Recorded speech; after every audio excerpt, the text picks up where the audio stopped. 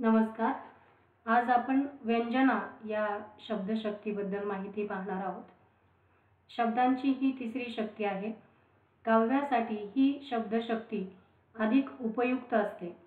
शब्दांचा उच्चार केल्याबरोबर ऐकणाऱ्याच्या मनामध्ये वाच्यार्थाचा बोध न होता रमणीय अशा अर्थाच्या अनेक छटा निर्माण होतात. अशा अनेकार्थ सूचित करणाऱ्या शब्दशक्तीला व्यंजना असे म्हणतात. व्यंजना म्हणजे सूचना. या शब्दशक्तीने सूचित होणारा अर्थ म्हणजे व्यंग्यार्थ किंवा ध्वन्यार्थ होय. ललित साहित्य हे व्यंग्यार्थ प्रधान असते.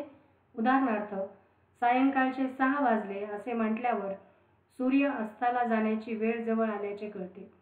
या अर्थाबरोबरच हे वाक्य जर वृद्ध, नववधू, गुराखी, शाळेतील मुले, चोर यांनी ऐकले तर त्या प्रत्येकाने या वाक्याचा वेगवेगळा अर्थ सूचित होईल.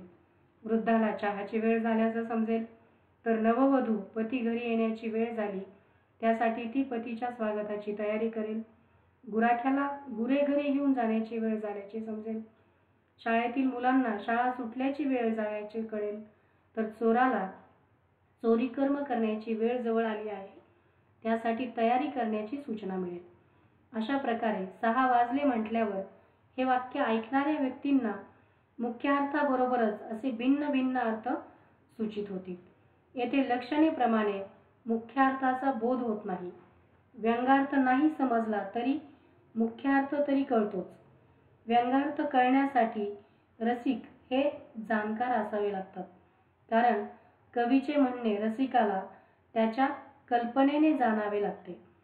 अभिधा आणि लक्षणा आपले कार्य करून थांबल्यावर व्यंजनेचे कार्य सुरू होते. आणखी एक वाक्य पाहायचे झाले तर, पहाट झाली या वाक्यातून एका नैसर्गिक घटनेचा बोध होतो. तो मुख्यार्थ होय.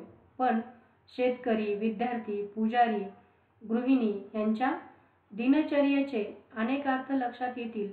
जसे शेतकरी शेतावर लवकर जाण्यासाठी लवकर उठून तयार होऊन शेतावर न्यावयाच्या आवश्यक त्या अवजारांची मांडामांड करेल. विद्यार्थी पहाटे अभ्यासाला बसण्याची तयारी करेल. पुजारी पूजेसाठी तयार होईल. गृहिणी सकाळची कामे आटोपेल. अशा पद्धतीने वेगवेगळ्या व्यक्तींना पहाट झाली या एकाच वाक्याने मुख्यार्थाबरोबर विविध अर्थ सूचित होतील. परंतु 5 वाजले या वाक्याचा वाच्यार्थ म्हणजे घड्याळाने 5 वाजल्याचे दर्शविले, पण या वाक्यावरून निरनिराळ्या व्यक्तींना निरनिराळे अर्थ कळतात.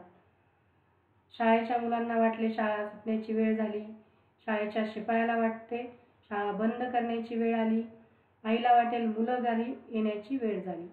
म्हणजे या वेगवेगळ्या उदाहरणातून आपल्याला लक्षात येते की एकाच वाक्याचा अर्थ वेगवेगळ्या व्यक्तींना वेगवेगळा सूचित होईल.